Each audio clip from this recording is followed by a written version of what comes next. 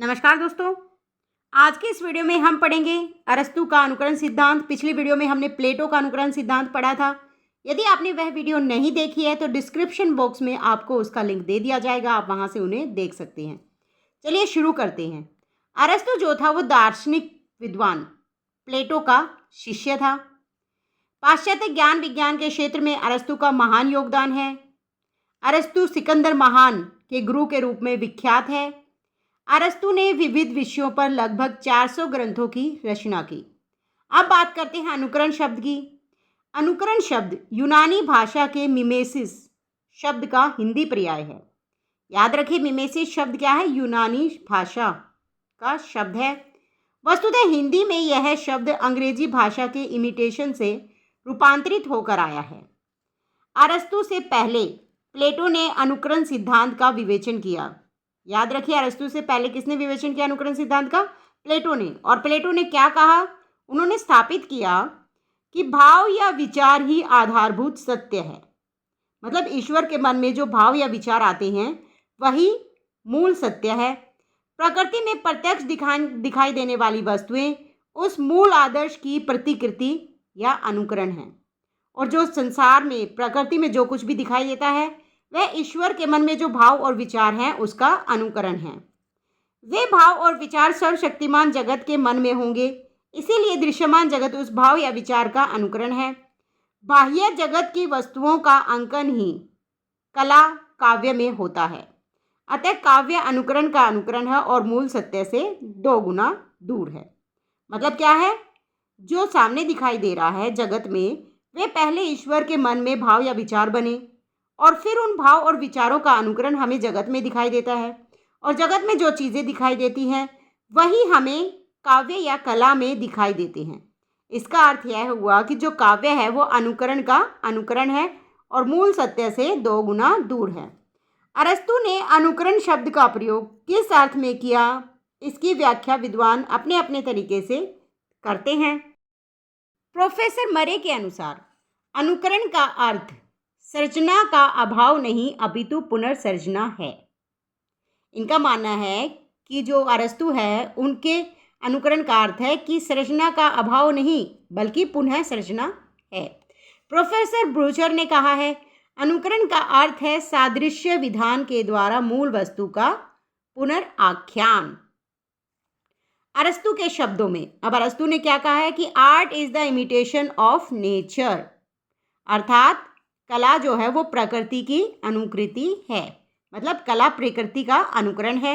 यहाँ प्रकृति से उनका अभिप्राय जगत के बाह्य गोचर रूप के साथ साथ उसके आंतरिक रूप, मतलब जगत में जो सामने दिखाई दे रहा है वो तो है ही है, बल्कि आंतरिक रूप से भी उनका यहाँ मतलब है। आंतरिक रूप में क्या थे? काम, क्रोध आदि जो मनोविकार हैं वे। अरस्तु ने काव्य को दार्शनिक, राजनीतिक एवं नीति शास्त्र के बंधन से मुक्त कर इसे सौंदर्यवादी दृष्टि से देखा है। जबकि आपने देखा था कि प्लेटो ने जो अनुकरण है उसे दार्शनिक और राजनीतिक और नीति शास्त्र के चश्मे से देखा था, जबकि अरस्तु ने उसे दार्शनिक, राजनीति और नीति शास्त्र से मुक्त करके सौंदर्यवादी दृष्टि से देखा है। अरस्तु ने हूबहू नकल को अनुकरण नहीं कहा। अरस्तु का मानना है कि जो प्रकृति में दिखाई देता है उसका वैसा का वैसा वर्णन, अनुकरण करना काव्य नहीं है। प्रकृति के अनेक दोष और अभाव भी अनुकृति की प्रक्रिया से कला द्वारा पूरे किए जाते हैं। उनका मानना है कि जो प्रकृति में दोष रह जाते हैं, जो कमियां रह जाती हैं, कला के द्वारा उसे पूरा किया जा सकता है। मतलब कला के द्वारा प्रकृति को अनुकरण करके और सुंदर बनाया जा सकता है। वास्तव में कवि अपनी संवेदना और अनुभूति से अपूर्णता को पूर्णता प्रदान करता है और उसे आदर्श रूप देता है। अतः अनुकरण को मात्र केवल नकल नहीं कहा जा सकता। इसका मतलब ये है कि जो कवि होता है वह अपने अनुभव, अपनी अनुभूति से प्रकृति में जो जो कमियां होती हैं उसे दूर करके पूरा कर देता है। वह एक आदर्श रूप प्रस्तुत करता है हमारे सामने। और इसी का समर्थन करते हुए अवरक्राम्बी ने भी कहा है कि यदि कविता प्रकृति का केवल दर्पण होती तो वह हमें उससे कुछ अधिक नहीं दे सकती थी जो प्रकृति देती है। पर तथ्य यह है कि कविता का आस्वादन इसलिए करते हैं क्योंकि वह हमें वह भी प्रदान करती है जो प्रकृति नहीं दे सकती। अरस्तु के अनुकरण सिद्धांत से इतिहासकार और कवि का भेद स्पष्ट हो जाता है। इतिहासकार क्या करता है? केवल वर्णन करता है जो घटित हो चुका है उसका, किंतु कवि उसका वर्णन करता है जो घटित हो सकता है। इसलिए काव्य का जो रूप है वो अपेक्षाकृत अधिक भव्य है। अरस्तु का मानना है कि जो चीज़ें हमें सामने देखकर दर्द होता है, दुख देती हैं, परेशान करती हैं, यदि वही काव्य में हम उनका अनुकरण करके अपनी अनुभूतियों को उनमें लगाकर काव्य में प्रकट करते हैं तो वो हमें प्रसन्नता दे सकती है। जैसे कि उन्होंने अपने शब्दों में लिखा है, अनुकृति वस्तु से प्राप्त आनंद भी कम सार्वभौम नहीं है, अनुभव इसका प्रमाण है।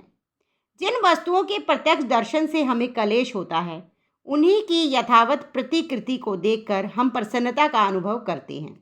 ये कहते हैं कि जिन वस्तुओं को हमें प्रत्यक्ष जीवन में देखकर हमें कलेश होता है, दुख होता है, यदि हम उन्हीं को काव्य में उनका अनुकरण करके देखते हैं तो हमें प्रसन्नता का अनुभव होता है। वास्तव में कलाजन्य आनंद अनुकृतिजन्य आनंद ही है। अनुकरण की प्रक्रिया अरस्तु के अनुसार कवि वस्तुओं को यथार्थ रूप में वर्णित नहीं करता, अपितु उनके युक्ति युक्त यथासंभव रूप में वर्णित करता है। अरस्तु के अनुसार कवि वस्तुओं को यथार्थ रूप में वर्णित नहीं करता, मतलब जैसी वस्तुएं दिखाई देती हैं उनको जैसे का तैसा वर्णित नहीं करता, बल्कि उनके युक्ति युक्त मतलब तर्कपूर्ण ढंग से संभाव्य जो अच्छा लगे उस रूप को वर्णित करता है। जो हो सकता है उस रूप को वर्णित करता है कवि। जैसा दिखाई देता है सिर्फ वैसा ही वर्णित नहीं करता, उसमें अपनी कल्पना जोड़कर उसके संभाव्य रूप को कवि वर्णित करता है। वह मानव जीवन के स्थायी तत्व की अभिव्यक्ति के लिए वस्तु के सत्य का बलिदान भी कर सकता है। मानव जीवन का जो स्थायी तत्व है उसको व्यक्त करने के लिए जो वस्तु का सत्य है उसे बलिदान कर सकता है। कवि काव्य में जो परिवर्तन करता है उससे काव्य में जिस मानव का चित्रण होता है वह सामान्य से अच्छा भी हो सकता है और बुरा भी, अथवा यथार्थ भी हो सकता है। कवि यह परिवर्तन सहृदय के आनंद के लिए करता है। विवेचन एवं निष्कर्ष।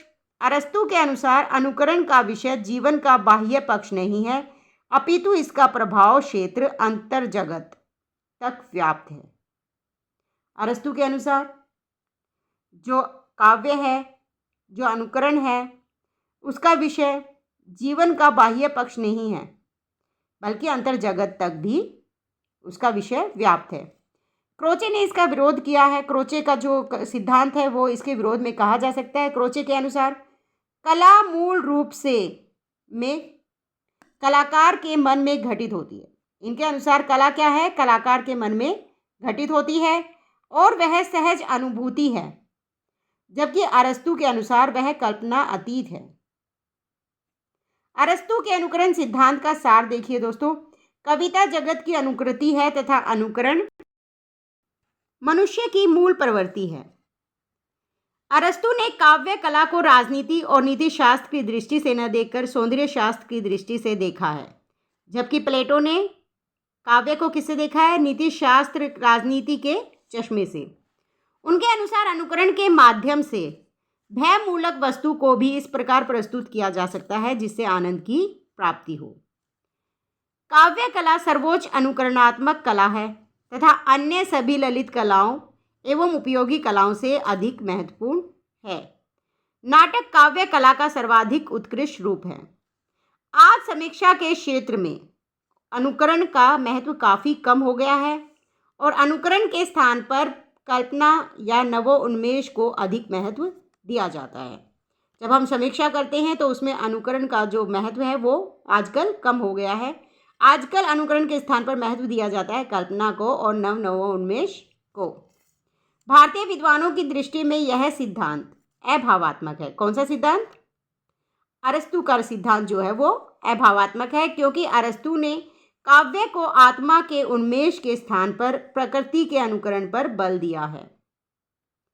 दोस्तों वीडियो अच्छी लगी है तो लाइक शेयर ज़रूर कीजिएगा। यदि आप हमारे चैनल पर नए हैं तो चैनल को सब्सक्राइब कीजिए, बेल आइकन प्रेस कर लीजिए ताकि अगली वीडियो का नोटिफिकेशन आप तक पहुंच सके। धन्यवाद।